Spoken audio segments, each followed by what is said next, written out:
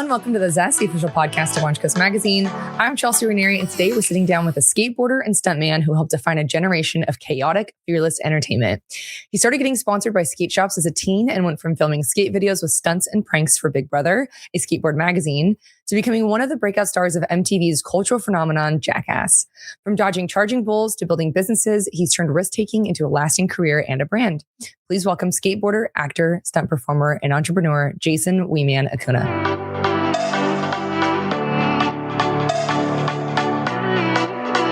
I would love to give our listeners a quick background of how we originally met.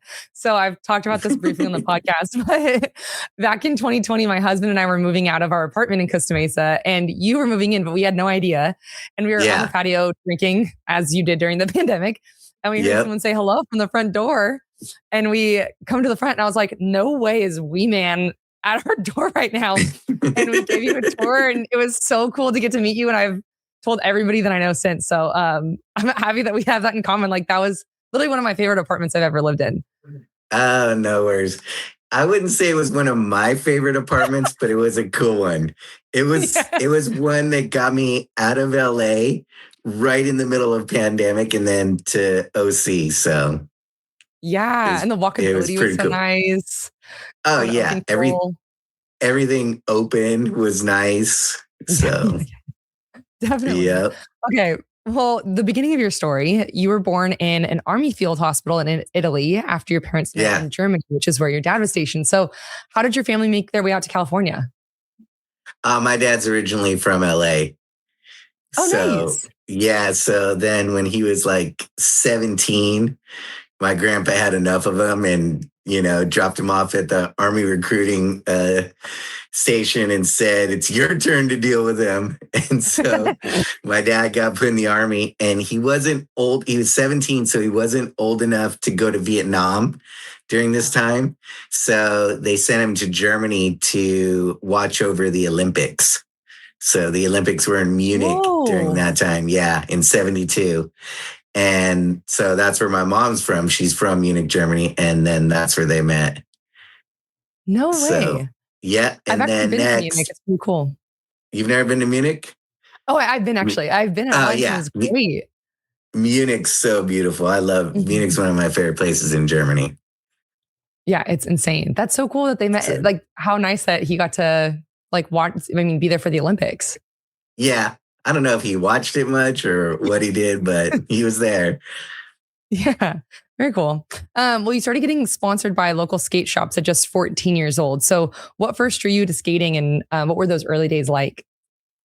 So when I was like 5, my mom had a little place in Hermosa Beach, like right on the Strand. And we'd go out on the Strand all the time, and she'd roller skate. So I started roller skating with her around then.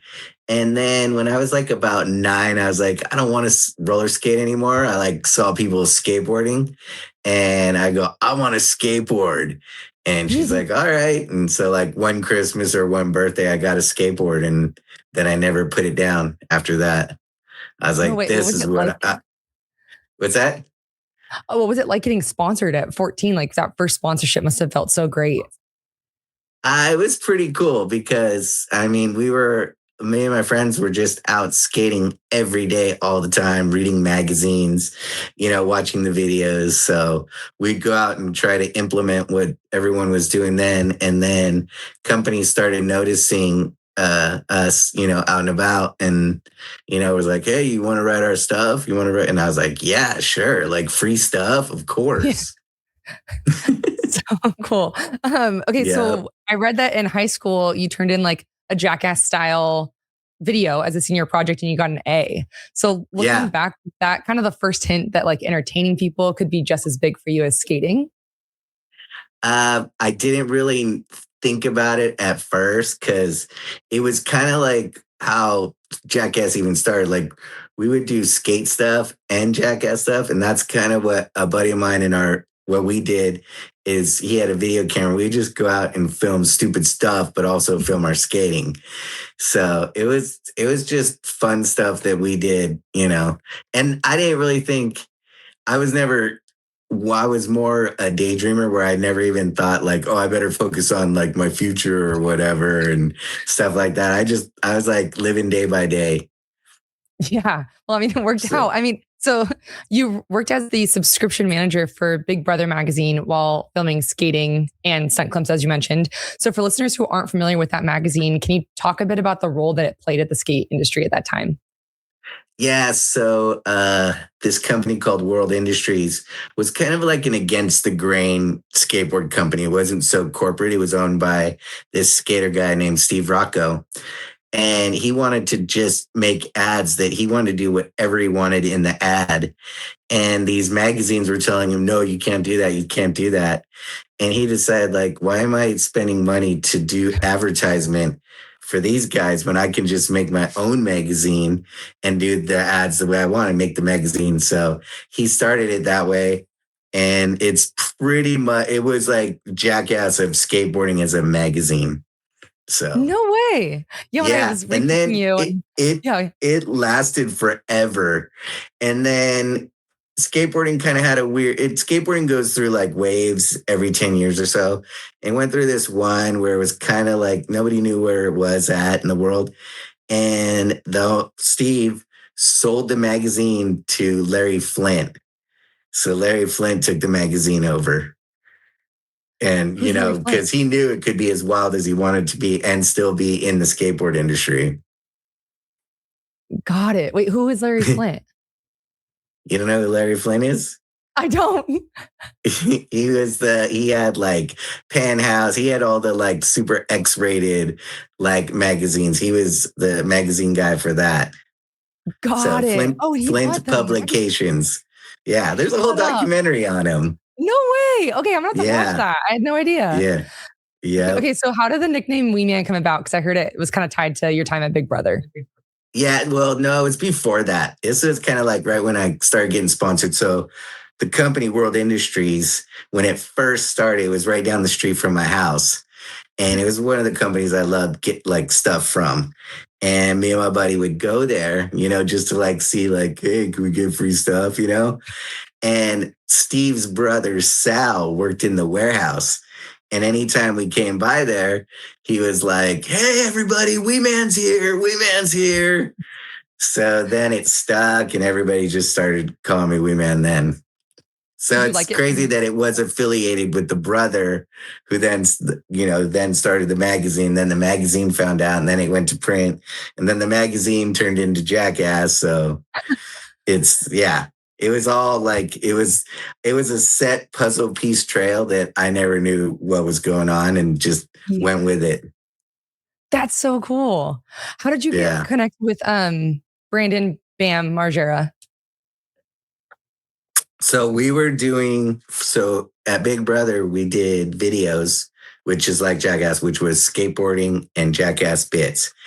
And we did about 4 of them. There was the first one called Shit, then number 2, then Poop, then Boob, and or Crap.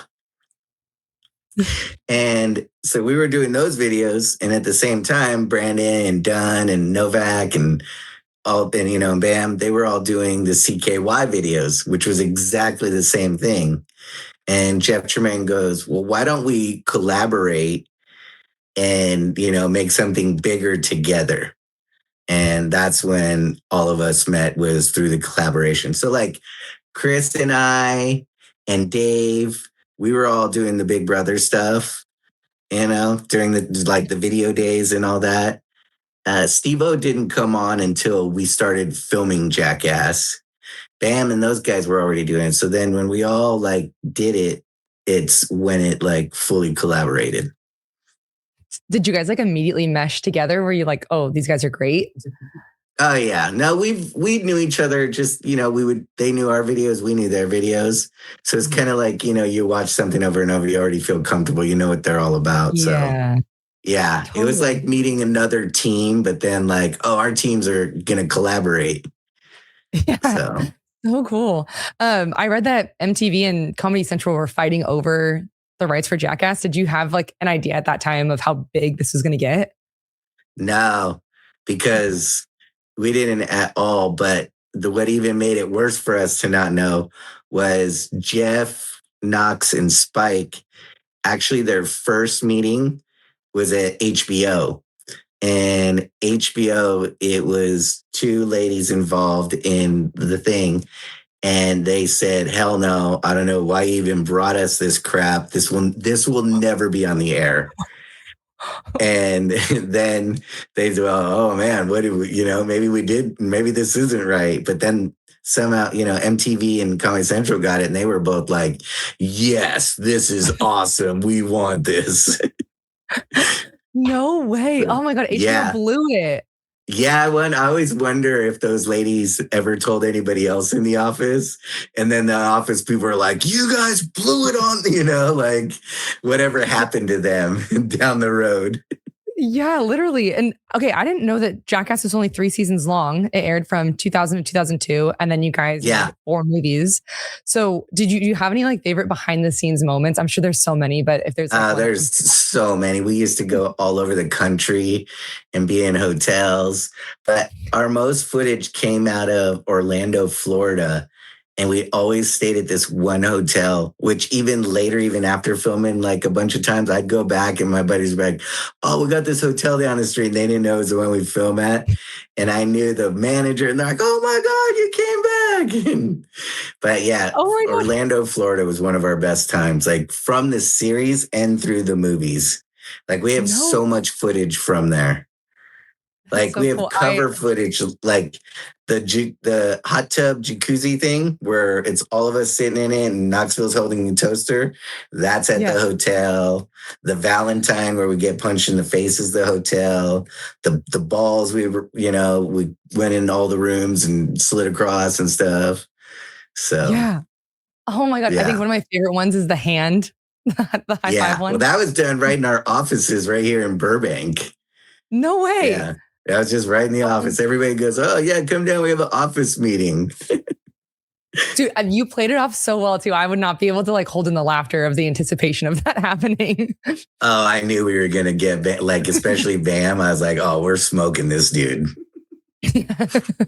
So what happened was everybody came on one day and Bam's missed a flight or his flight was delayed. So they're like, oh, Bam's flying in the next day.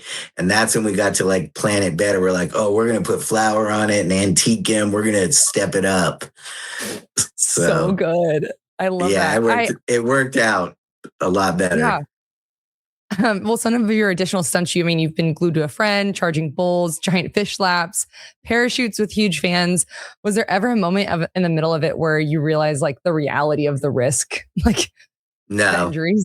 No, you can't think of it. You can never think of it. Like it's almost like in life, like, okay, you know, one day you're going to die, but might as well take a risk, and at least live. Yeah. How was the airplane one with like the jets on you guys? That one seemed like painful. The jet airplane or the one where I did on the swamp? The jet airplane. The jet airplane was pretty crazy. Like, that's insane. Like, everybody's been out on a tarmac once or whatever, and you can hear or feel like what a jet. And we were just pretty much right behind the engine. Yeah. Did that one hurt, or was it just more like the impact of it? It was more impact. I don't think anybody got hurt on that one. Yeah, good. I saw the one where Johnny was on like a rocket and he was saying that a piece of metal came off and like almost killed someone like just by inches or something. Oh yeah, it almost killed him. So the rocket internally blew up as he was supposed to launch. Instead of blowing up behind him, it blew up right underneath him. And in between his like leg straddling the rocket and his arm wrapping around, it blew out of the side. So if it would have just blew, like it could have hit him in any of his organs. Oh my God, that's insane. That would make me so scared. Okay, well, you said that you felt like you've made it when you were recognized on a skate tour in Japan. So what about that moment where you like fully hit you? So we had just released the series on MTV. It had been out for 3 months. And I was still like on skate tours with different companies. And one of the companies I was with, we had a tour in Japan. So we flew out there and we started cruising around. We were doing tours. And as we were walking around this big town called Shibuya, people were running out of the stores. Like it had just hit Jackass had just hit Japan, and people were like, "We man." And my buddies who were just skaters, not doing it, they're like, "Oh, dude, it's done for you. You can't go anywhere now." And I was like, Oh my "Oh God. crap! I didn't think it was going to be this big." We thought like once even we got it on the air that maybe 1 or 2 episodes would get on the air and then they'd like take it down, like that's too crazy or whatever. And people would for years be like, "Remember that time you guys tried to like put that crazy show on the air?" And now here we are 26 years later and still did another one. Yeah. Yeah. I read that you have been recognized every single day since this came Yeah. out. Is that true? Yeah. Every single day. I can't go anywhere and not get recognized once. Doesn't matter No where I way. am in the world. Yeah. I was sponsored by Monster for a little bit, Monster Energy, and we were flying around. This was back when Monster was rad, before like corporate companies owned it. And we were flying around everywhere around the world. And the lady who was like hosting me, like to make sure I got everywhere, she was like, "Do you think?" So we went to Kuwait, and she goes, "You think anybody in Kuwait's gonna recognize you?" And I was like, "I bet you by customs I get recognized in Kuwait." And as soon as we got to customs, the custom agent was like, "No way, we man's here." And I was like, "Told you." Yeah. Oh my God. What a trip that must have been. Was the person like, oh, you were not kidding? Yeah, they're like, "Okay, you nailed it." Yeah. Right. Well, Yeah. beyond Jackass, you've also hosted shows like Scarred Alive. You've appeared on reality competitions and built business ventures, including being a partner with Chronic Tacos. You created We Man Socks and you're on the board of Merge 4. So, how did your path kind of expand to include entrepreneurship? Um, the best story I can say about that in Steve-O and his dad love this story. So it was 2002. We did the first movie, and we just did the movie, and Steve-O and I are like hanging out in the back, and Steve-O's dad comes to both Steve-O and I, and he goes, "All right, guys, you're making some money now." He goes, "Do not spend any of it. Don't buy a house. Don't do nothing like that." That's 2002. He goes, "The market's going to crash." He goes, Oh, "Wait it out. If you can wait it out, wait it out." And I was like, "All right, I'm listening to this guy." So I stayed in my apartment from 2002 to actually 2008 when the market was crashed.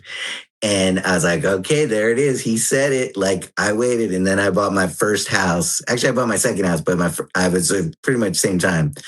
I bought yeah. my house, and I called Steve-O and I go, "Dude, your dad was right." He goes, "What do you mean, dude?" And I go, "Call your dad and ask him." And I ask him if he remembers telling you, and his dad remembers it to a T.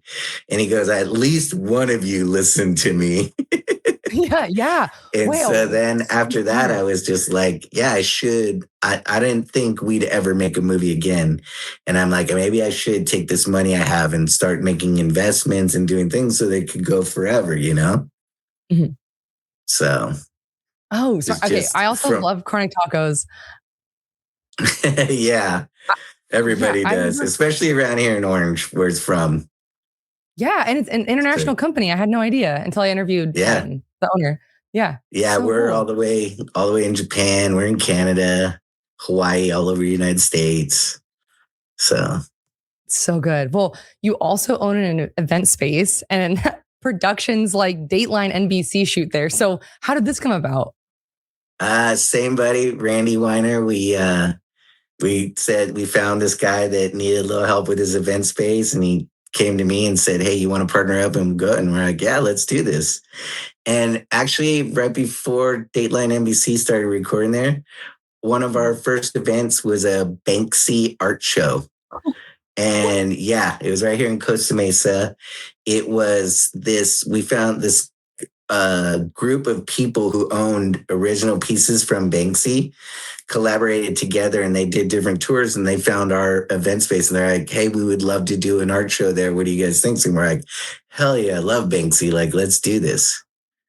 So No way. like And he it just was revealed his Identity. Identity, yeah. We think we'd seen him there. I didn't think that. I saw a photo of like the one, and I'm like, no, that wasn't the guy we thought it was. But yeah, Oh, it's pretty that'd be so crazy. cool.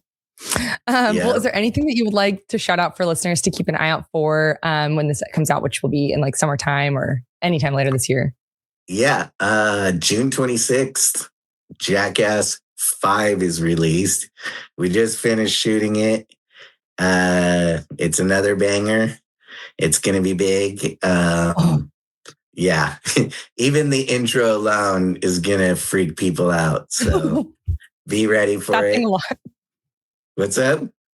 I was going to say that's saying a lot because the other intros have also been insane. So I can't wait to see Yeah, what we this have is. to. That's our goal. Is every intro. We didn't do a closer on this one, just because we've been sitting on some footage, so we used that, and then we just wanted to put something out, and we got more than what we thought, and we just said we got to do an intro. Like that's what people love. People love our intros, and this one's a shocker. So it's Man, gonna be good. I'm Yeah. very excited for that. Well, we are coming to the end of our time, but before I let you go, I have three final questions for you that we call the Thoughtful Three. So, Okay. first, is there a quote, mindset, or belief that's guided you through the highs and lows and everything in between? It's a song, Mm, and it's by the Rolling Stones. And I'll say the song first, and then I'll tell a story about it too. That, like, and the song is, "You can't always get what you want, but if you try, sometimes you just might get what you need." love that. And the reason I think of it is I've always thought, okay, there was a time in my life, like way before Jackass, I was just skating and stuff.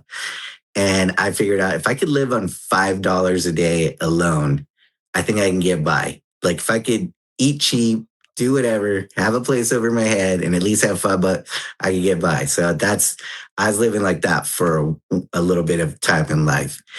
And then as I got successful, I didn't really, I never thought or had an ego about being successful.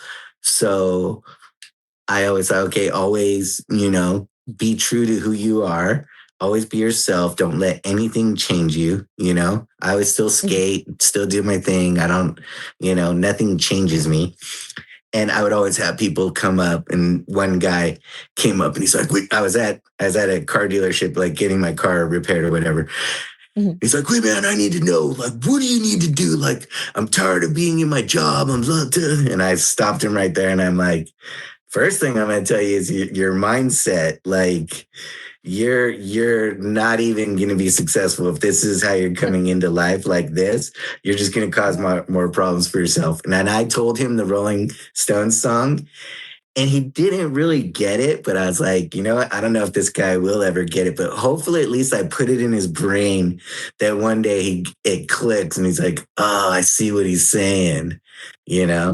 So that's Yeah, you kind of planted the always, seed. yeah, like I planted the seed and said, here's a little gift for you. Yeah. I love that. Well, Yep. next, as we've discussed, you've been recognized every single day for the past decades. Is there anything that you hope people really understand about you beyond the stunts? Oh yeah, I'm just carefree and don't care. You know what I mean? Like that's exactly why we got to do what we did. Not Yeah. embarrassed, no egos, no, just live your life, have fun. You never know what's going to happen tomorrow, so don't worry about tomorrow, and don't stress about tomorrow, and don't worry about the past. Just live for now. That's Yeah. all I love you can do. that's really good So, advice. And then yeah, lastly, if someone listens to this conversation and is chasing an unconventional dream, what do you hope that they take away from your story? stop chasing, think about it, but don't like chasing. I've always noticed you're going to chase forever. But if you nonchalantly go about things, or the best thing would be do what makes you happy at the moment. Don't try and do something that you think that's going to better your life in the future, because now you're worried about tomorrow and you're not focusing on today. So it goes back to that too. So just be Yeah. happy in your moment. once you're happy in your moment, tomorrow's moment will be even better. I feel so inspired after those last three. Thank you so much for sharing that. I really appreciate it. And I really hope we get to run into each other again soon. No worries. Well, I'm not planning on moving, and you're probably not planning on moving, so. Yeah. Awesome. Well, thank you so much. I really appreciate your time. No worries. Good times.